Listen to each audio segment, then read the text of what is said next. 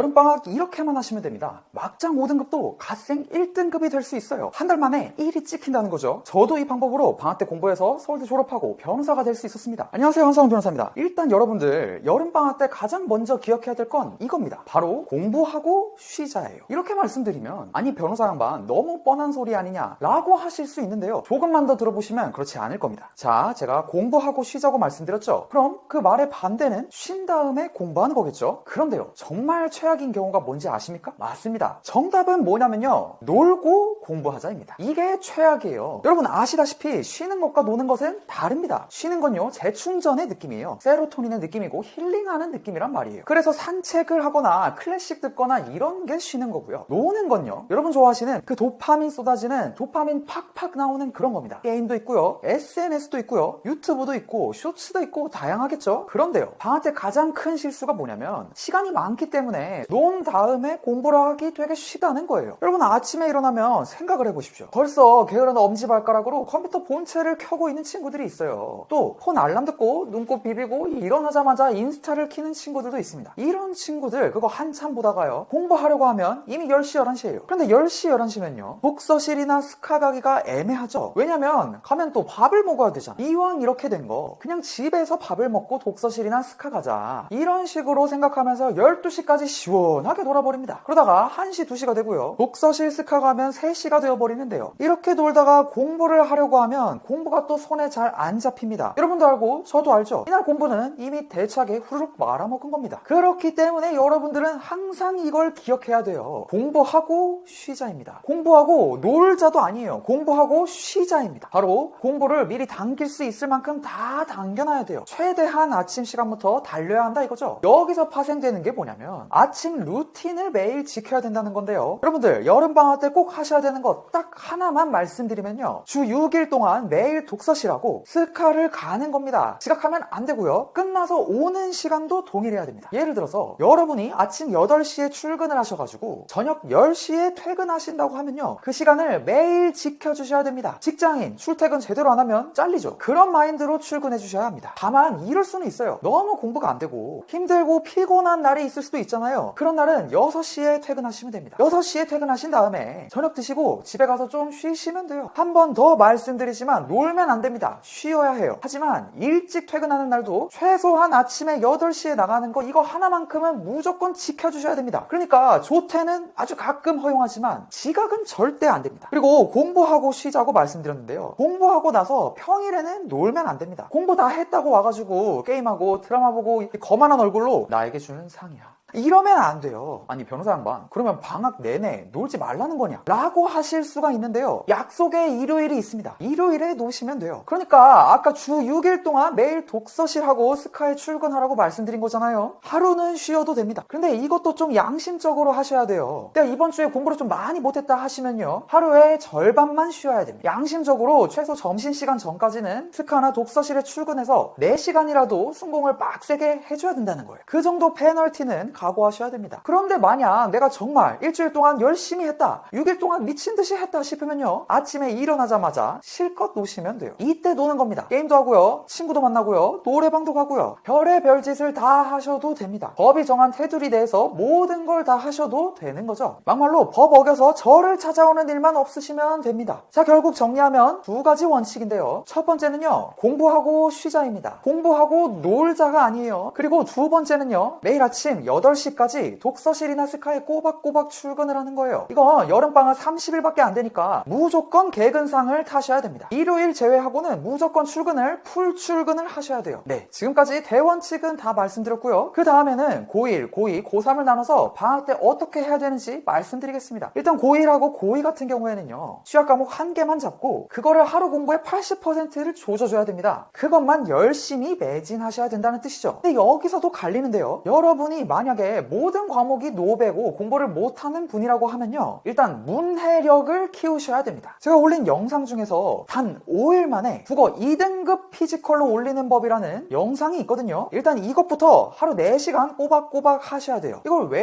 해야 되냐면요, 노배인 경우에는 그냥 문해력 자체가 부족한 경우가 굉장히 많습니다. 그런데 문해력이 부족하면요, 국어만 못하는 게 아니에요. 수학 문제를 읽어도 이해가 안 가고요, 영어도 못합니다. 특히 이번에 육모 보신 분들 다 알 텐데요. 영어가 어떻게 나왔습니까? 선지가 헷갈리게 나오잖아요. 그래서 문해력이 떨어지는 친구들이면 선지가 뭔 말인지 잘 몰라서 국어를 못하면 영어 모의고사조차도 성적이 안 나올 수밖에 없어요. 지금 메타가 이렇게 가고 있습니다. 그렇기 때문에 노베면요, 일단 제가 말한 5일 동안 문해력 올리는 법 영상 보고 따라 하시고요. 그 다음에 한 달 동안 영어를 집중적으로 조져야 합니다. 아니 변호사 양반, 수학을 해야 되는 거 아니요? 라고 하실 수가 있는데요. 일반적인 경우면 수학을 하는 게 맞아요. 수학에 80% 시간을 쏟는 게 맞습니다. 그런데 영어조차 아직 마스터가 안 돼 있다면 한 달 동안 영어를 해서 그 다음 영어를 유기해야 됩니다. 영어를 다음부터는 쳐다보지를 않겠다, 이런 심정으로 영어를 열심히 해야 돼요. 물론 이렇게 한 이후에도 하루 30분 정도는 영어도 꾸준히 해야겠죠. 아무튼 한 달 동안 이렇게 영어를 다 잡아놓으면 굉장히 편합니다. 사실 최상위권 같은 경우에 수학은 몰라도 중3 때 영어는 이미 거의 끝나 있는 경우가 많아요. 그러니까 최상위권 애들은 예비 고1 시절에요, 이미 수능을 봐도 1등급이 나올 정도의 영어 피지컬이 나온다 이 말입니다. 이렇게 되면요 굉장히 편해지거든요. 고딩 진학해서 영어 공부를 할 때 시간이 거의 안 들고 수학에 정말 매진할 수 있다 이겁니다. 자, 그런데 여러분이 문해력도 어느 정도 괜찮고 영어 성적도 괜찮게 나온다, 최소 2등급 이상은 쭉쭉 나온다 하는 분들이면요, 당연히 80%의 시간을 수학에 올인해야 됩니다. 이런 친구들이 더 많을 거라 생각하는데요. 일단 수학이 한번 잡히면요 인생이 정말 편해집니다. 영어가 잡히는 거와 또 다른 차원이에요. 하지만 영어가 성적이 훨씬 더 빨리 오르기 때문에 노베인 경우에는 영어를 먼저 잡는 거고요. 그게 아닌 경우 웬만하면 수학을 미친 듯이 해야 되는 거죠. 여러분이 하루 10시간을 하신다고 하면 8시간 수학만 하십시오. 아니 변호사 양반, 난 고등학교 2학년인데 그래도 되는 거요? 라고 하실 수 있는데요. 여름방학이잖아요. 겨울방학이면 제가 다르게 말씀드렸겠지만 여름방학 때까지는 이렇게 하셔도 됩니다. 나머지 2시간에 1시간은 국어 공부하고 1시간은 영어 공부하고 이런 식으로 하시면 되거든요. 물론 여러분들이 상위권 이상이다, 이미 국영수가 1등급이 뜬다, 이런 친구들은 과탐에 많은 시간을 써줘도 괜찮습니다. 그런데 어차피 상위권 친구들 알아서 잘할 걸로 생각했기 때문에 제가 간단히만 언급드리는 거예요. 그렇다면 고3은 어떻게 해야 되냐라고 하실 수 있는데요. 고3은 사실상 앞으로 계속 방학입니다. 맞잖아요. 사실 여러분이 계약하셔도요, 정시 공부하는데 수능 공부하는데 선생님도 이제 터치를 안 할 겁니다. 눈치도 웬만하면 안 줄 거예요. 정말 이상한 학교가 아닌 이상, 또 여러분들이 수업 안 듣고 학교 자습실에 올라가서 자습을 해도 솔직히 터치 안 할 겁니다. 그렇기 때문에 여러분은 앞으로 계속 방학이라고 보실 수 있는데요. 이런 고3이 어떻게 해야 되는지, 어떻게 해야 성적이 역전이 나오고 의치한해 가고 인생이 달라질 수 있는지는 제가 다음 주 영상에서 수능 D-100 어떻게 해야 되는지 대망의 비법을 말씀드리도록 하겠습니다.